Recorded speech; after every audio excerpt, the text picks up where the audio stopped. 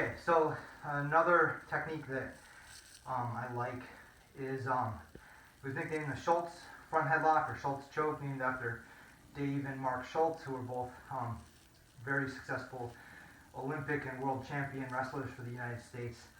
Matt Hughes actually used this to choke out, I believe it was Almeida. I can't think what his first name is. It wasn't Ricardo. It might have been Ricardo.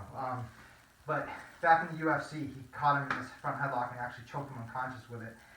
And the Shultz brothers actually choked numerous people unconscious with this in wrestling competitions. Mark actually got disqualified from the Olympics, but from doing it.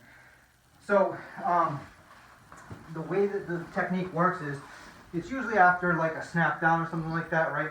So once I snap somebody down, okay, so sometimes people go chin and tricep, sometimes people go with this like Gable Grip, right?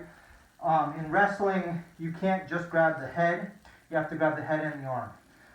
So from here, right, what I did was I modified it just a little bit. So if you guys think about what my shoulders tends to want to follow my thumb, right? So the more I look at my wrist, watch, the more the elbow wants to come out. So in judo, a lot of times they tell you to look at your wrist as I'm pulling, right, for like a forward throw. The more I want to turn my thumb out, the more the elbow wants to go in, okay? So what I want to do is, this is good, but this is better, because this is really going to kick my elbow up, okay? So when I'm here, and this also gives me the longest grip, so I maybe grab it like this initially, right?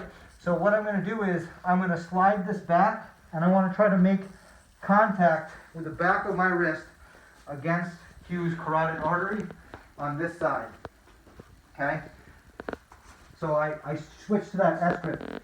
So now what I want to do with, like with any head and arm choke, okay, is I want to put my ear on the back of his shoulder, okay?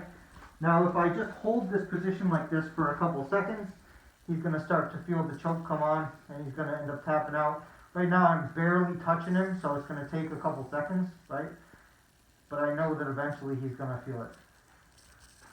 There it is. So I can put it on faster, right? So I'll put it on a little bit faster. Then a little bit faster, so I can add more pressure, but it's just, it takes a few seconds, right? An obstructed choke where there's the shoulder inside can take somewhere between 8 and 10 seconds to take effect sometimes.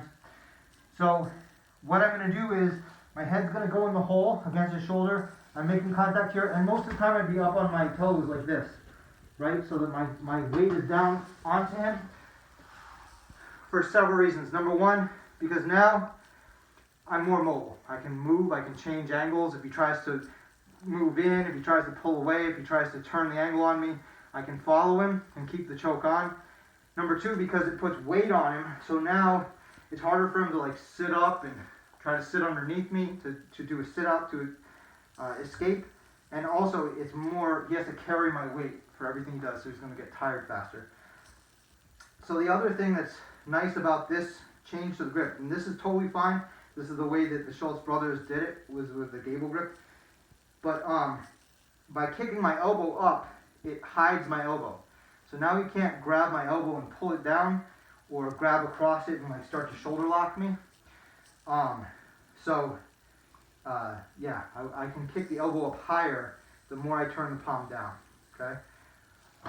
So that's a Shultz front headlock / Shultz choke with just a slight modification, and there's nothing wrong with just sliding it to here, but if you can do that, it also gives you a little bit wider of a grip. So if I was working against like somebody that was gargantuan shoulders, right, and neck, this would give me the longest reach to do the choke.